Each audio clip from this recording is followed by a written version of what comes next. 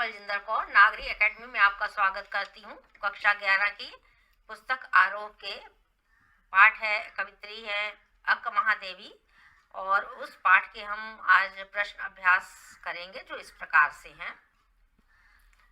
प्रश्न नंबर 1 है, लक्ष्य प्राप्ति में इंद्रियां बाधक होती हैं। इसके संदर्भ में अपने तर्क आपको देने हैं कि आप तर्क दीजिए कि क्या ये सही है अथवा गलत है। तर्क देने से तात्पर्य ये होता है। तो उत्तर है, लक्ष्य प्राप्ति के लिए इंद्रियों पर नियंत्रण करना, अंकुश लगाना अति आवश्यक है। इंद्रियां कौन सी हमारी हैं? जैसे आपकी आंख, नाक, जिह्वा है, ये सब चीजें हैं।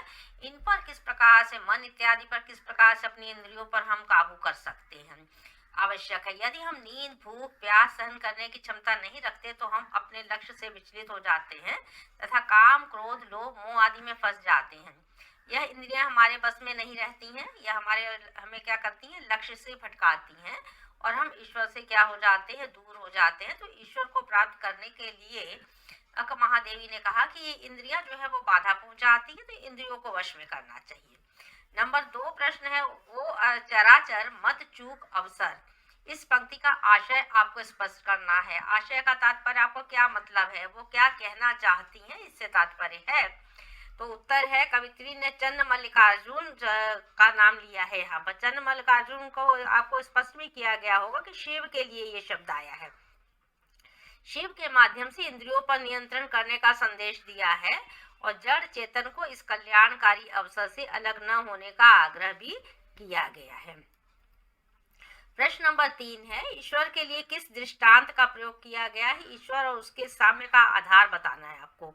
ईश्वर के लिए, प्रभु के लिए जूही के फूल का प्रयोग किया गया है। समानता, साम्य का मतलब समानता से होता है। तो अर्थ शब्द का जान जाते हैं तो आंसर लिखना आपके लिए जो है आसान हो जाता है। जूही का फूल और ईश्वर दोनों ही अत्यंत ही पवित्र हैं। तो फूल जो है वो पवित्र होते हैं। यहाँ जूही के फूल की बात की गई है जो अत्यंत ही पवित्र बताया गया। दोनों में पवित्रता है और आनंद प्रदान करने वाले हैं। प्रश्न नंबर 4 है, अपना घर से क्या तात्पर्य है? इसे भूलने की बात क्यों कही गई है? ये कौन सा घर अपना है? ये सांसारिक घर अपना है या पारलौकिक जो है वो अपना है? ईश्वर का घर अपना है। तो अपना घर से मतलब यहाँ तात्पर्य है सांसारिक मोह माया।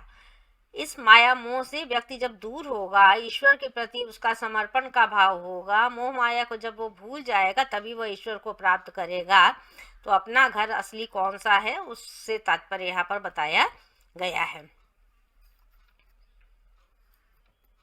नंबर 5 है, दूसरे वचन में ईश्वर से क्या कामना की गई है और क्यों? क्या उन्होंने कहा? दूसरे वचन में यह कामना की गई है, इच्छा जाहिर की गई है कि वह भीख मांग ले, घर परिवार के मोह माया को भूल जाए, झोली फैलाने पर भीख में कुछ ना मिले। यदि कोई कुछ देना भी चाहे तो वह भी नीचे गिर जाए और उसे गिरी हुई वस्तु को उठाने का प्रयास भी अगर वो कहती हैं कि करूं तो उसे कुत्ता भी छीन कर ले जाए। ऐसी कामना इसलिए की गई है, आप कहते हैं इच्छा जाहिर की गई है, ताकि कवित्री का अहंकार, घमंड समाप्त हो जाए। वो दुनिया में रह करके किसी ये घमंड की भावना, अहंकार की भावना रखना नहीं चाहती हैं। बहुविकल्पी प्रश्न है, अक्क महादेवी के आरोप पुस्तक है कक्षा 11 की, और बहुविकल्पी प्रश्नों का अभ्यास हम करेंगे जो इस प्रकार से हैं। अक्क महादेवी किस आंदोलन से जुड़ी थी? तो आप देख रहे हैं भक्ति आंदोलन जो है हमारे यहाँ शुरू हुए, तो उसमें शाक्य, शैव, वैष्णव और भक्ति आंदोलन की बात की गई। तो शैव आंदोलन, शैव यानी शिव की पूजा करने वाले। कवित्री ने ईश्वर को कैसा फूल माना है? तो चंपा का फूल, गुलाब, चमेली और जूही के फूल की बात की गई है। तो पाठ में जूही के फूल का जिक्र किया गया है, तो जूही का फूल माना गया है। तीसरा है, अक्क महादेवी की प्रवृत्ति कैसी थी? आप देख रहे हैं कि वो थोड़ा विद्रोही प्रवृत्ति की है, क्रोधी नहीं है, शांत नहीं, निर्मल नहीं, विद्रोही है। तो ये विद्रोह की भावना थी। विवाह के पश्चात उन्होंने भी घर छोड़ दिया है, तो मीरा से भी उनका सिमिलर कैरेक्टर दिखाई देता है। कवित्री ने किसे वश में करने की बात की है? तो इंद्रियों को वश में करने की बात की गई है। 4 आपको विकल्प दिए गए हैं, इच्छा, विचार, इंद्रियों और लोगों, तो इंद्रियों पर। 5 नंबर है, कवित्री किससे मिलना चाहती है? आप देख रहे हैं मनुष्य, परिवार, पशु, आत्मा, परमात्मा। तो यहाँ पर आत्मा परमात्मा की बात की गई है, तो आत्मा परमात्मा। चंद्र मल्लिकार्जुन शब्द का क्या अर्थ है? तो शिव से इसका मतलब लिया गया है। किसी भी अगर देवी देवता के नाम लिखे गए तो एक ऑप्शन आपको चुनना है। नंबर 7 है अक्क महादेवी ने किसका विरोध किया है। तो समाज में देखिए पुरुष प्रधान समाज है, तो इसीलिए उन्होंने पुरुष वर्चस्व का विरोध किया है। पति का भी विरोध किया, थोड़ा उसमें दर्शाया गया है जो उनके विचार थे पुरुष वर्चस्व का।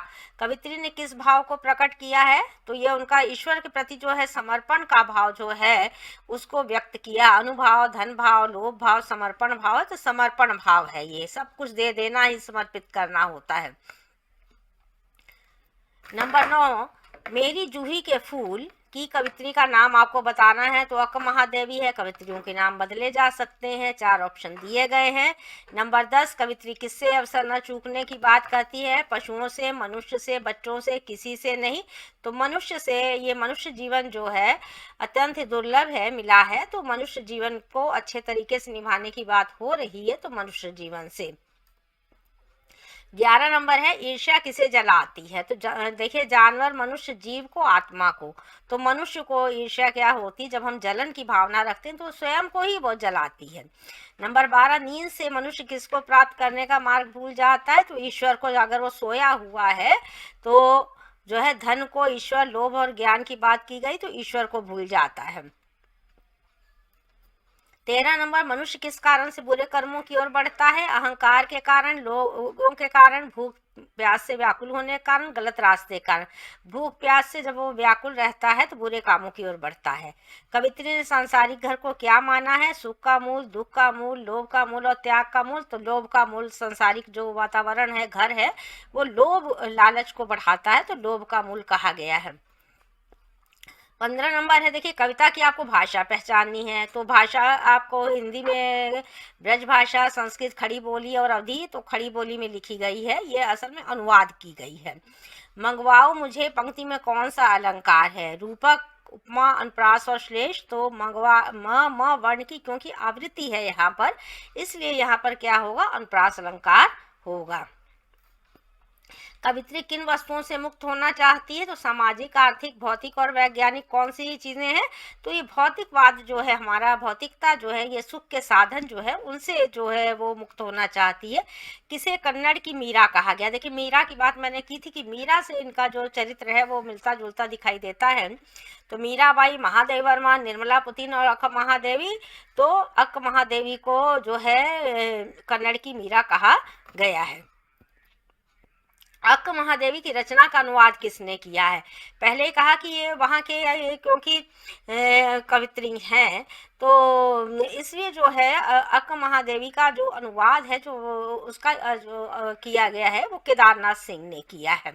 अक्क महादेवी के वचन अंग्रेजी में किस नाम से प्रकाशित हुए, तो हिंदी में उसका अनुवाद यही आप पढ़ रहे हैं। और यहाँ पर देखिए वचन सौरभ, सौरभ शिवा और स्पीकिंग ऑफ शिवा था, तो स्पीकिंग ऑफ शिवा नाम की जो पुस्तक है उससे ये लिया गया है, तो ये वहाँ पर 4 ऑप्शन में ये ऑप्शन सही है। इस प्रकार से आपने 20 जो है बहुविकल्पी प्रश्नों का अभ्यास किया। चैनल को सब्सक्राइब करें, वीडियो को लाइक करें, शेयर करें। धन्यवाद।